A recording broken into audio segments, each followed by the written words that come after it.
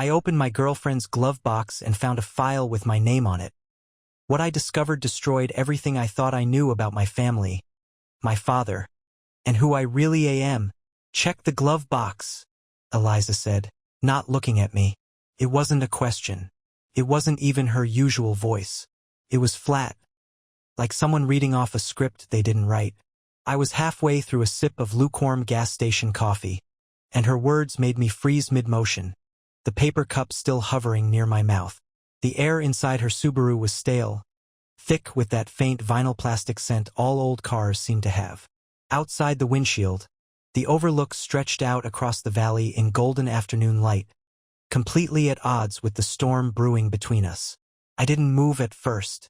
My mind raced through a dozen options. A parking ticket? Her will? Something illegal? Or worse, something personal? Eliza, I said slowly. What's in it? Her hands clenched the steering wheel, knuckles pale. Just open it. I did. The glove box creaked open with a click, and inside, right on top, was a small manila envelope. My name was written on it. My full name. Not Babe or Honey or anything soft. Just Aaron Michael Quaid. Clean block letters. Permanent marker. Something was very wrong. I opened it and what spilled out was like getting hit in the chest. 2 printed photographs, folded once. A USB drive. And a single sheet of paper, typed no letterhead. I didn't even realize I'd gone completely still until Eliza spoke again. Softer this time. You need to read it. Everything's about to change. My eyes scanned the paper, and it only took 3 lines for the bottom to fall out of my world. You are not who you think you are. Your father isn't your father. They lied. All of them. I looked up at her. She wasn't crying. She wasn't even blinking. She was staring at the road like if she looked at me, she'd break. Or maybe I would. Eliza, I said, my voice cracking. What the hell is this? She finally turned. Her eyes were bloodshot, not from tears, but from sleepless nights, weeks, maybe. I didn't know how else to tell you, she said. But, Aaron, I couldn't let you go back to that house tomorrow without knowing. I held up the paper. Go back for what? To see him, she whispered. To sign the hospice paperwork. You're not his son. My pulse roared in my ears. The envelope slid off my lap, photos scattering onto the passenger floor mat. I didn't pick them up. My heart was hammering too loud to think. I don't understand, I stammered. You said he asked for me specifically. You said. I lied, she said. I'm sorry. I needed time to figure out how to tell you. 1,000 questions hit me at once, each screaming louder than the last. But one kept rising to the top, repeating like a drumbeat. If my father isn't my father, who the hell am I? I didn't touch the USB. Not yet. The photos had landed face up on the passenger floorboard, and just one glance made my stomach twist. The first was a grainy shot of 2 men, maybe mid-30s, standing in front of a rusted-out truck. One of them was definitely my dad, Tim Quaid, the man who taught me how to tie a fishing knot, who yelled too much when he drank, who'd been calling me son since I could walk. The other guy, I had no clue, but the resemblance was uncanny. Same nose, same jawline, same way of squinting when he smiled, like the sun was always in his eyes. I didn't even notice Eliza had gotten out of the car until the door slammed shut behind her. She was standing at the edge of the overlook, arms crossed, back to me, like the weight of what she'd dropped needed open sky to carry it. I reached for the second photo. This one hit harder. It was a hospital wristband, a newborn, and a note, scrawled on the back of a birth announcement in the same unmistakable handwriting as the envelope. Aaron, 1 day old. I'm sorry. I felt like the car was shrinking. The seats were too close. The air, too thin. Was this some kind of sick joke? Eliza was a nurse. Maybe she'd stolen these. Fake something. But why? She wasn't cruel. She never lied. Not until now. I opened the car door and stepped out. She turned when she heard me. Eliza, who is he? I asked. The guy in the picture. She took a breath like she was preparing for surgery. His name's Dennis Lang. He's your biological father. Or at least, that's what your mom's journal said. I blinked. Journal? She nodded. I found it 2 weeks ago. It was in your mom's storage unit. She never told Tim. She raised you like nothing ever happened. But I guess guilt gets heavy. She wrote it all down. I didn't know whether to scream or laugh. So I'm just a secret? A mistake they buried. No, she said. Not a mistake. But yeah, a secret. The wind whipped her hair across her face. She didn't move to brush it away. Couldn't read her. I didn't even know if I wanted to. You were going to let me sign hospice papers for a man who isn't even my dad, I said. She flinched. I didn't want you to find out like this.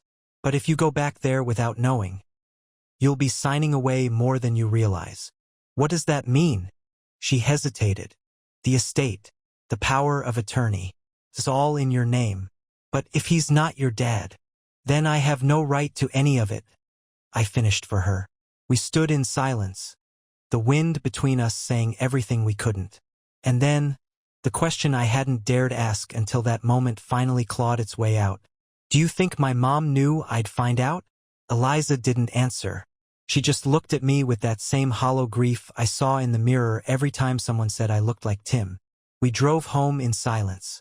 Eliza kept her hands at 10 and 2, eyes on the road like she was scared of drifting into anything else. Another secret, another truth. I watched the USB stick on the dash vibrate with every bump in the road like it was ticking.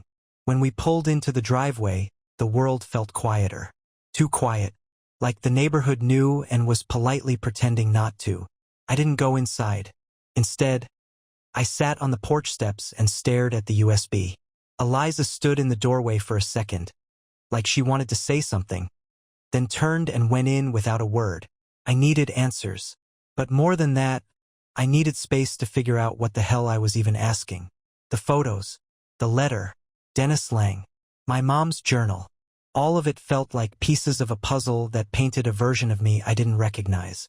My entire life, I believed I was Aaron Quaid, son of Tim and Rachel Quaid. I had accepted their silence, their coldness, the way Tim never really looked at me unless it was to correct me. I thought that was just how fathers were. Distant, stern. But now, that distance had a name, a reason, a man I'd never met, a man who might be dying. I didn't even realize I was holding the USB in my hand until I felt my thumb press down on it. I went inside, sat at the desk, and plugged it into my laptop. There were 5 files. Journal_pages.pdf, Lang_birthcert.jpg, DNA_summary.pdf, audio_message.mp3, old_email.ml. I stared at the file names, heart pounding like a war drum. Every one of them was a trapdoor. Once I opened even one, there was no going back. Then Eliza spoke behind me. I didn't tell you for revenge or control. I told you because you deserve to decide how this story ends. I clicked open the journal pages. The first line read, "If you're reading this, it means I never got the courage to tell you the truth myself." My hands started to shake. Eliza touched my shoulder, but I didn't react. I'd spent my entire life believing I was unwanted by the man who raised me. Now I had to decide. Did I want to meet the man who gave me away? Because here was the kicker, Dennis Lang was still alive. But barely. According to Eliza, he'd reached out a few months ago. Not to me, to my mom. She never replied. But now that she was gone, he was asking for me. I was the last name on his visitor list. And tomorrow morning, I was supposed to show up and say goodbye to a man I'd believed was my father. But now, with the truth clawing at my ribs, I had to ask myself, do I walk into that hospice room and keep pretending? Or do I confront the man who might actually be my father, and demand the truth no one else would give me? The hospice smelled like lemon cleaner and silence. I checked in at the front desk using the name I wasn't sure belonged to me anymore. The nurse, a soft-voiced woman with tired eyes, handed me a badge labeled Family Visitor, and pointed down the hall. "Room 112, she said. "He's been mostly nonverbal since last night. But he asked for you. Specifically." My palms were slick with sweat. I hadn't told Eliza I was coming. I didn't even know I was coming until I was already halfway here, driving with one hand and gripping that USB in the other like it had answers written in Braille. Room 112's door was cracked. Inside, the only sound was the steady beep of machines and the slow mechanical hiss of oxygen. There he was, Dennis Lang, gray around the edges, face pale and thin, like life had been leaking out of him drop by drop. But those eyes, yeah, that's where I saw it. That strange mirror-like quality that made my breath catch. "Mr. Lang," I said, like I was greeting a stranger at a job interview. He blinked, slowly, then turned his head, and for a moment, I thought he smiled. Just barely. Just enough to say he recognized me. I stepped in. "You asked for me." I paused. I didn't know how to finish that sentence. "I'm Aaron." His lips twitched again. Not quite a smile. Not quite anything. But his hand moved weakly toward the table beside him. There was a notebook. I picked it up and flipped to the first page. Written in scratchy, uneven print. "You found out." My chest tightened. I nodded, even though he probably couldn't see it clearly. "Yeah, I did." He pointed to the chair. I sat. My knees felt like glass. Another page. "I didn't leave. I was told not to come back." I stared at the words. "What do you mean?" He motioned again, slower this time, toward the notebook. I turned to the next page. "Your mom, Rachel. She said she'd raise you with Tim. Said I wasn't needed." 1,000 retorts burned on my tongue, but none made it out, because part of me already knew. Not the details, but the shape of it. The truth you feel in your bones before you ever hear it out loud. "She told you to leave?" I asked, quieter than I meant to. He nodded.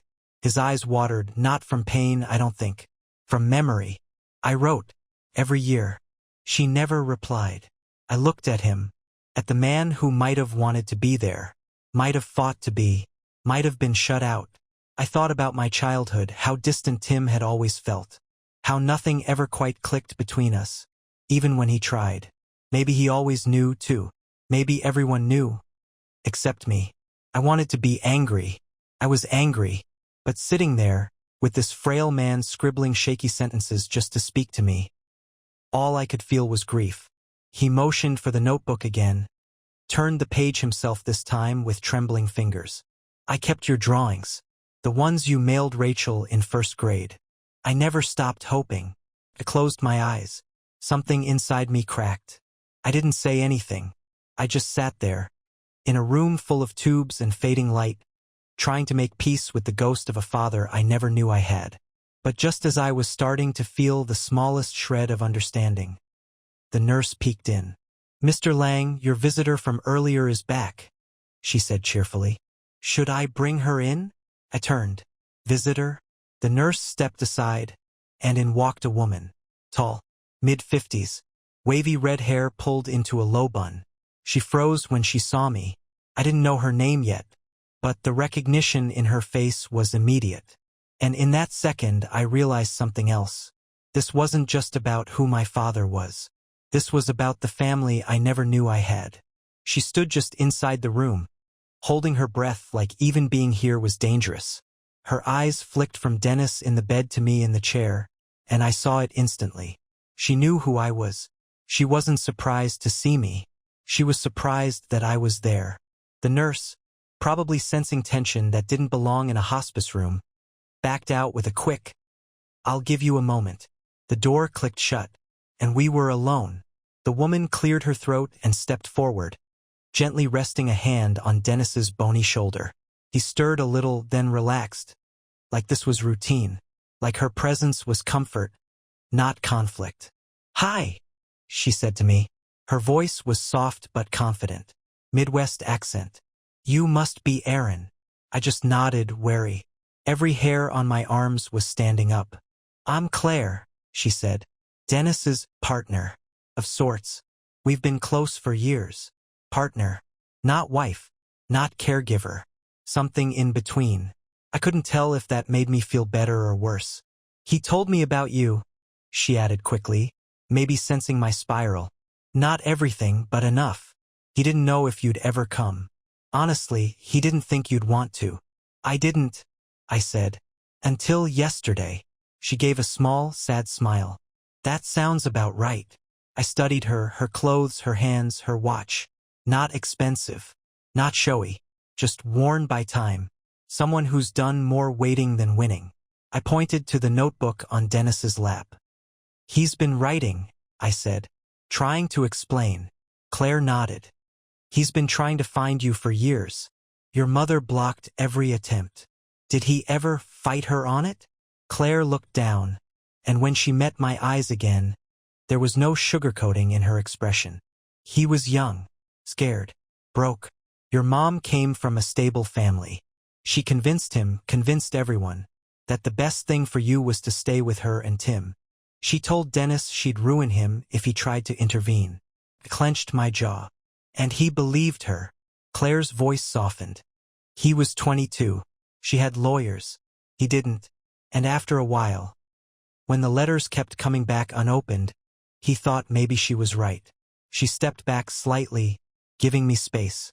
But that didn't mean he stopped caring. I can't count how many nights I woke up and found him sitting in the garage, reading your name off return envelopes. I stared at Dennis, who was blinking slowly now, tears forming in the corners of his eyes. I don't know what to do with this, I whispered. I came here thinking I might hate him, that maybe he was just like Tim. But he's not. Claire nodded. No, he's not. I felt my throat tighten. I don't even know who I'm supposed to be mad at. And then Claire said something that cut deeper than anything else I'd heard. Sometimes you don't get to be mad at just one person. Sometimes it's the system, the secrets, the silence. It all adds up. She touched Dennis's arm again. But if you're asking whether he loves you, he does. Always has. That part's not complicated. I looked down at the notebook still resting beside him. One more page had been turned. I never forgave myself.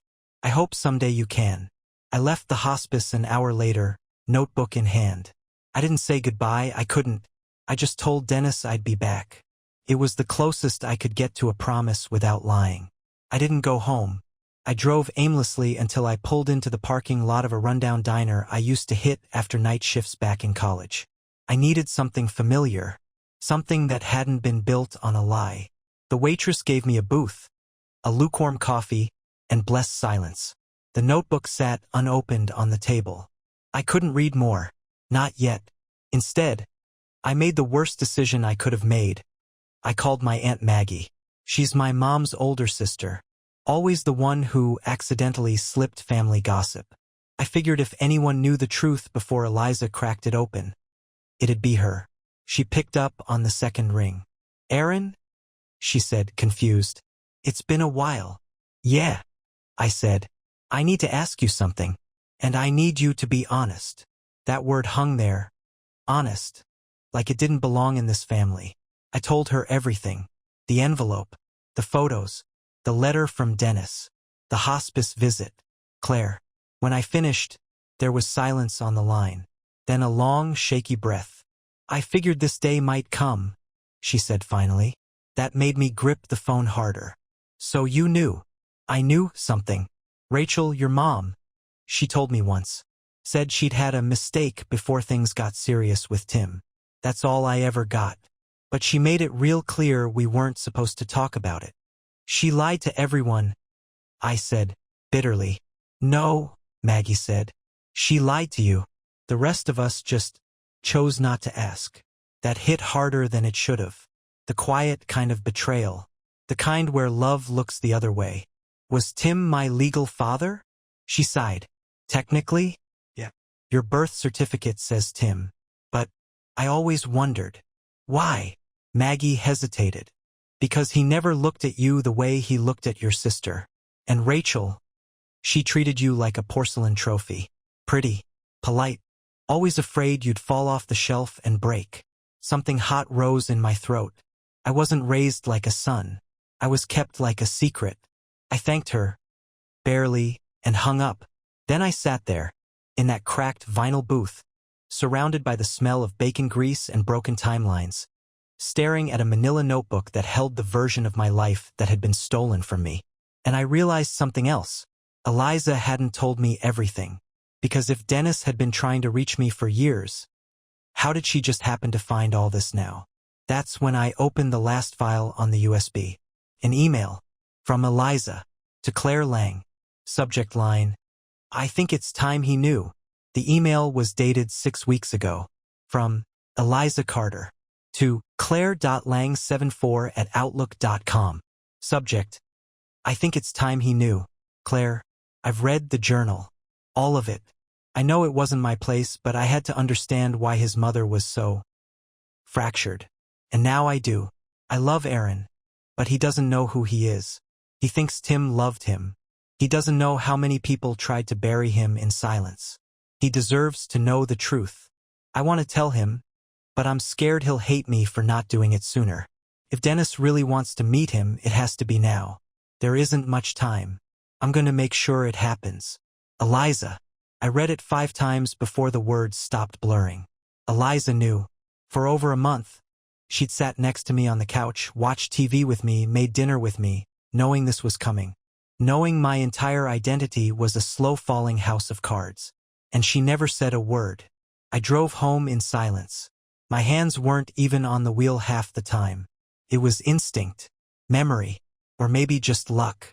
When I walked in, Eliza was sitting on the couch, scrolling through her phone like nothing had changed. She looked up, saw the notebook in my hand, and went still. You read it, she said. No, I snapped. I lived it. She opened her mouth, but I cut her off. You contacted Claire? You planned all this. I didn't plan it, Aaron, she said, standing. I prepared for it. There's a difference. Don't play semantics with me, I hissed. You knew everything. You let me sit in the dark while you played puppet master with my past. I was trying to protect you. Don't, I warned, shaking. Don't say that. Her voice cracked. Aaron, I didn't know how to tell you. I didn't know how to unbreak something that never should have been broken in the first place. I stepped back, pulse hammering. Eliza, I love you, I said. But I can't trust you. Not after this. Her face crumpled. I did this because I love you. And that's the worst part, I said, my voice cold. Because if this is love, I don't know if I want it. She didn't follow me as I walked out. Didn't call. Didn't text. Maybe because she knew what I was about to decide. Or maybe because she knew I'd never look at her the same again. I hadn't planned to go back. Not to his house. But somewhere between rage and grief, I realized I needed it. Not closure. Not forgiveness. I needed truth in person. Tim Quaid was dying. Pancreatic cancer. Weeks left, maybe less. I wasn't there to hold his hand or tell him I'd miss him. I was there to ask the question that had haunted me since Eliza handed me that envelope. Why did you pretend to love me? The old house hadn't changed. Same cracked steps. Same wind chimes tangled into silence. I knocked even though I still had a key. His nurse answered. He's awake, but not talking much, she whispered. You're his son. I stared past her into the dim hallway. I don't know, I said. That's why I'm here. His room smelled like morphine and regret. He looked smaller than I remembered. Shriveled. Lost in sheets that used to fit him. He opened his eyes when I stepped in. I pulled the chair close and sat. I know, I said simply. His breath rattled in his chest. No denial. No confusion. Just a slow, pained nod. Why didn't you tell me? Tim blinked slowly. Then, barely above a whisper, wasn't mine to tell. I waited. He stared at the ceiling, and for the first time in my life, didn't sound angry when he spoke. She begged me, he rasped. Said he was gone. Said you needed a name, a man, a home. He coughed, eyes glassy. And I wanted to believe that I could be enough. Silence. I tried, he added. Even when you didn't look like me, didn't act like me. I tried. I swallowed. You didn't love me. His head rolled weakly to the side. No, he croaked. I did. I just didn't know how. I didn't cry. I didn't scream. I just sat there, staring at a man who had broken me with silence more than words ever could. When I finally stood, he reached for my hand, but I pulled it back. You could have been honest, I said. That would have been enough. And then I walked out, shutting the door behind me. Not out of cruelty, but because for the first time in my life I wanted to walk toward something real. I didn't go home. Not to Eliza. Not to the apartment where every drawer held a lie we'd both agreed to live in. Instead, I went back to the hospice. Dennis was asleep. Mouth slightly open, shallow breaths stretching his chest like every inhale was being borrowed from someone else's clock. Claire was there, reading quietly in the corner. She didn't look up when I walked in. She just nodded, like she'd been expecting me. I sat next to the bed and placed the notebook back on the table beside him. My fingers brushed the cover like it was something sacred. I saw Tim, I said, barely above a whisper. Claire looked over. Her eyes were kind, but tired. And, I exhaled, long and slow. He told me he loved me, that he didn't know how to show it. That's something, she said gently. Maybe, I replied, but love without truth. It's not the kind I want. She didn't argue. I turned back to Dennis. I don't know what this makes us. You weren't there. You didn't raise me, but you didn't abandon me either. You just got pushed out of the frame. He stirred slightly. Eyes fluttered. Claire touched his hand. He hears you, she whispered. I nodded. I'm not here for apologies, I told him. I'm here to say that I don't want to spend the rest of my life angry. Not at him. Not at Mom. Not even at you. I reached into my coat pocket and pulled out the birth announcement photo. I looked just like you, I said. Still do. His eyes opened. Just barely. And for the first time there was no pain behind them. Just peace. I stood to leave, but Claire stopped me. She handed me a sealed envelope with my name. My real name, scrawled on the front. Dennis wrote it after the last hospital stay, she said. Said it was for when the boy finally comes. I opened it in the parking lot. Inside, a single page. Shaky, slanted ink. Aaron, I missed everything. Your first words. Your first bike. I don't deserve forgiveness, but if you give it anyway, I will carry it with me into whatever comes next. You are not a mistake. You were never a secret in my heart. Dad. Just like that, the ground steadied. It didn't erase the betrayal. It didn't fix the years. But it gave me something I never had before. A name I could choose for myself. That night I went home, packed a bag, left Eliza a note. Just a single sentence. You told me the truth. But now I need to find mine without you. Then I drove. Not away from the past, but into whatever came next. And somewhere along that quiet, endless road, I realized, sometimes the truth breaks you, but sometimes sets you free.